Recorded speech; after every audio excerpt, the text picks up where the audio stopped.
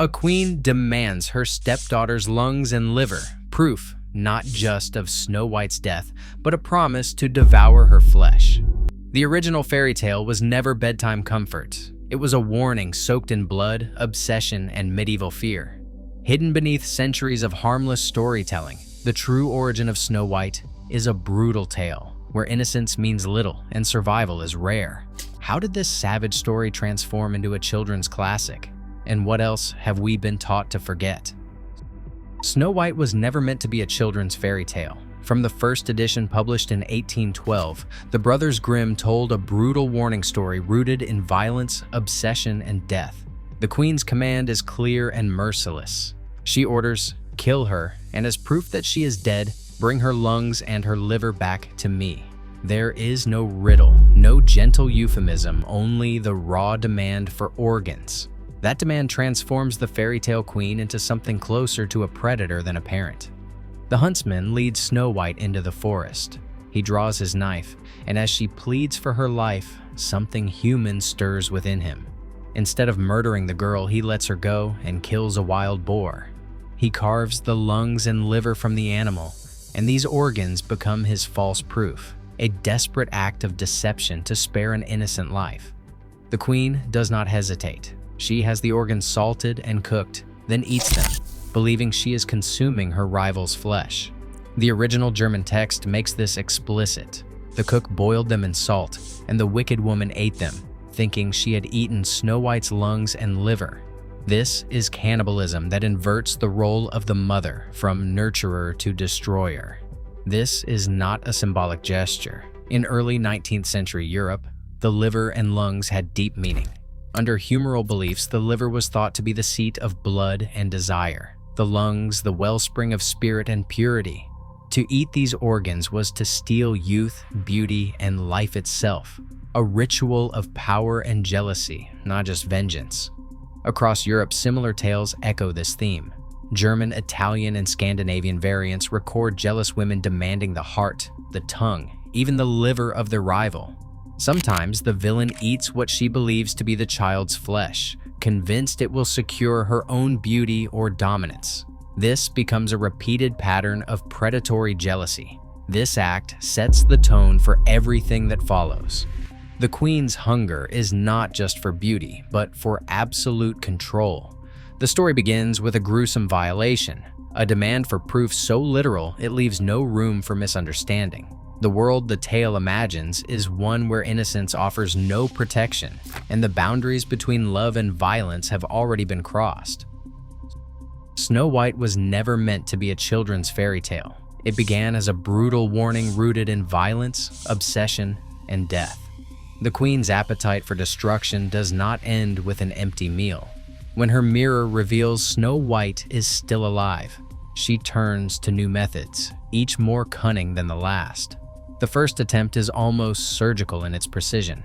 Disguised as a peddler woman, she arrives at the dwarf's cottage with a bundle of brightly colored laces. Snow White, alone and unsuspecting, is lured by the promise of beauty. The queen laces Snow White's bodice so tightly that the girl collapses, breathless and limp. The original text is clinical, describing how Snow White lost her breath and fell down as if dead. Only the dwarf's return saves her. They cut the laces, air rushes back into her lungs, and Snow White revives. The warning is clear: do not let anyone in. But the queen is relentless. She crafts a poisoned comb, dips it in venom, and disguises herself again. This time, she offers the comb as a gift. Snow White, tempted by the simple act of grooming, allows the woman to place it in her hair. The poison works instantly. The girl collapses again, unresponsive, her skin pale as death. The dwarfs find her, remove the comb, and life returns as if nothing had happened. These attacks are not random or frantic. They are planned, rehearsed, and executed with cold patience. The queen changes her appearance, invents new tools, and studies Snow White's weaknesses. Each attempt reads like a lesson in the anatomy of harm: a bodice that steals breath, a comb that poisons the scalp. Snow White's innocence leaves her exposed, and the dwarf's vigilance is her only shield. In the original tale, these near deaths are not softened or brushed aside. The girl's body becomes a battleground, and her survival is a matter of chance and quick thinking by those who care for her. The queen's persistence reveals a mind that will not accept failure. Each rescue only fuels her obsession, driving her to devise something even more final. The story does not pause for relief. Instead, it tightens step by step as the queen prepares for her ultimate act. The queen's final plan arrives in the form of a single fruit.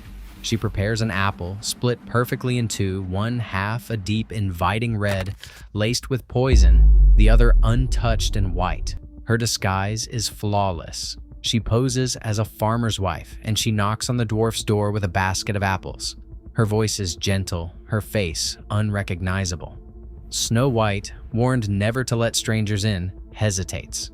The queen insists on sharing, slicing the apple in half. She eats from the white side. Snow White, trusting what she sees, takes the red side. The bite is instant. Snow White's lips close around the poisoned flesh, and she falls, silent and still, as if struck down by fate itself.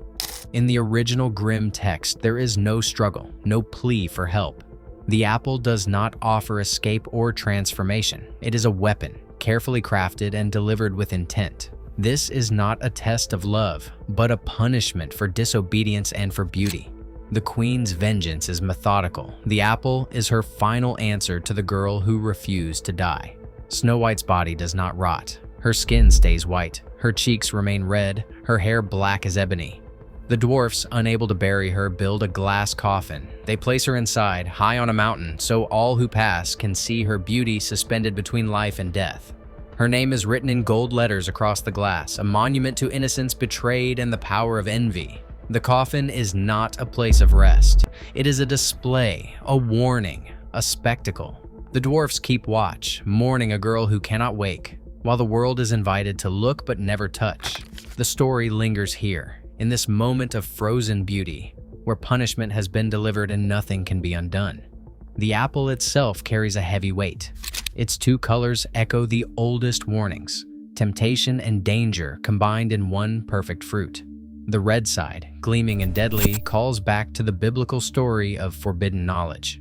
The white side, pure and harmless, offers false reassurance. In the Grimm version, the apple is not a symbol of romance, but of calculated destruction. It is the queen's final act, delivered with the certainty of someone who has learned that beauty, once threatened, must be destroyed at any cost. Snow White's fate is not sealed by a curse or a prophecy, but by the deliberate hand of a woman determined to erase her rival. The glass coffin stands as a grim reminder. In the world of the original tale, innocence is fragile, and beauty alone is never enough to guarantee survival. Snow White's body lay untouched inside the glass coffin, her beauty preserved, but her soul unreachable. Days slipped into months, and the dwarfs refused to bury her, unwilling to let the world forget. Then a prince arrived, drawn not by love, but by the sight of a girl suspended between life and death, displayed as an object of perfect innocence. He asked the dwarfs to give him the coffin, promising to honor her forever. As the prince's servants lifted the coffin to carry it away, their footing slipped. The glass box jolted, and the piece of poisoned apple lodged in Snow White's throat was shaken loose. She coughed, opened her eyes, and returned from the edge of death, not through a kiss, not through romance, but by accident, a twist of fate. The original Grimm text is blunt. Her revival is a matter of chance, stripped of magic or destiny. The story offers no comfort in love's power, only the randomness of survival. The wedding is arranged, and invitations are sent far and wide. Among the guests stands the queen, still obsessed, still desperate to be the fairest. When she arrives and sees Snow White alive, her terror is complete. But the punishment awaiting her is not exile, nor forgiveness. Servants bring out a pair of iron shoes, heated until they glow red-hot in the fire. She is forced to step into them and dance. The pain is unimaginable, iron searing flesh, each step a sentence. The Grimm brothers do not soften this justice. The queen must dance in agony until she collapses, dead before the assembled court. This punishment is not drawn from any real medieval law. Historians find no record of red-hot shoes being used in actual executions. Instead, it is a creation of folklore, a spectacle of vengeance meant to terrify and instruct. In the world of the tale, cruelty is answered with cruelty, and the lesson is burned into memory. The queen's end is as physical and public as her crimes. Her pursuit of beauty leads not to triumph, but to a death that is both humiliating and excruciating. No one in the story is redeemed. The prince is a bystander to fate. The dwarfs are silent witnesses. Snow White herself survives through luck, not virtue. The queen's downfall is absolute, her punishment designed for horror, not mercy.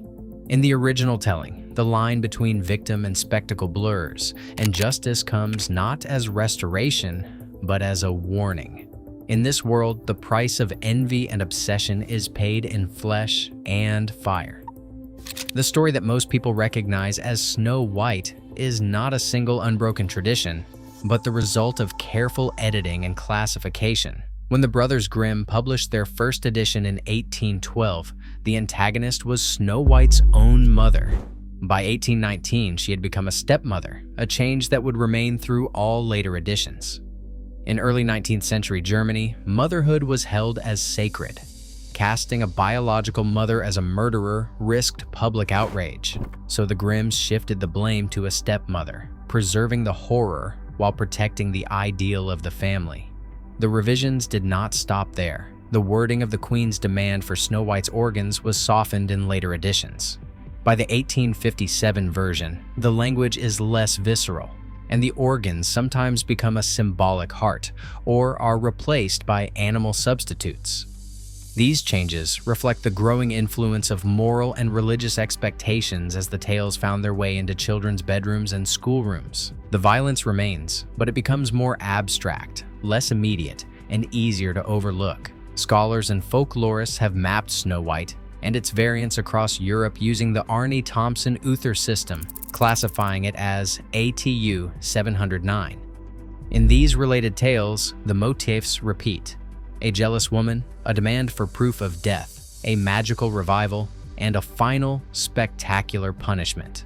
The Grimm's editorial hand is visible in every edition, shaping the story to fit changing audiences and values.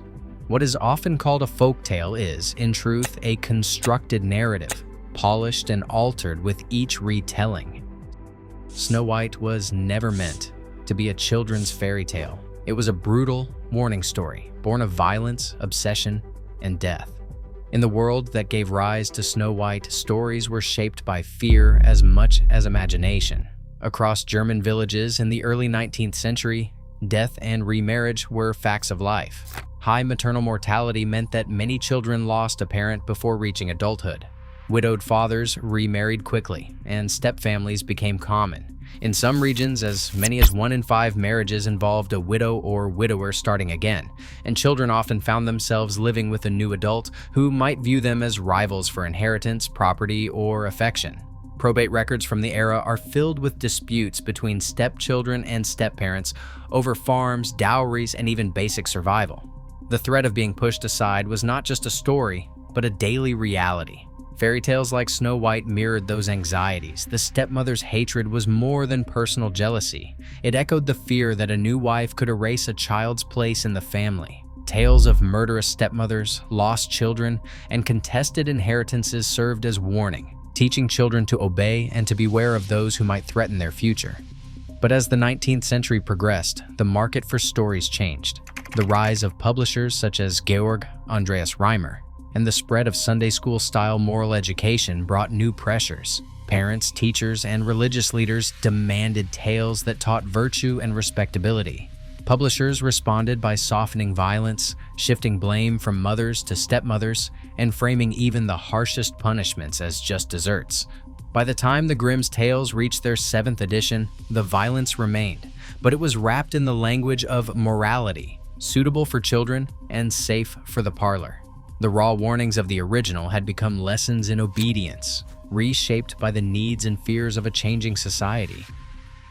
Fairy tales once served as warnings, not escapes. They were reminders that darkness lives beside innocence. Today, these old stories are softened, but their origins still warn us. Every myth we inherit shapes how we see danger, beauty, and power. The past is not as distant as it seems. What other bedtime stories hide truths we are still not ready to face? Share your thoughts below.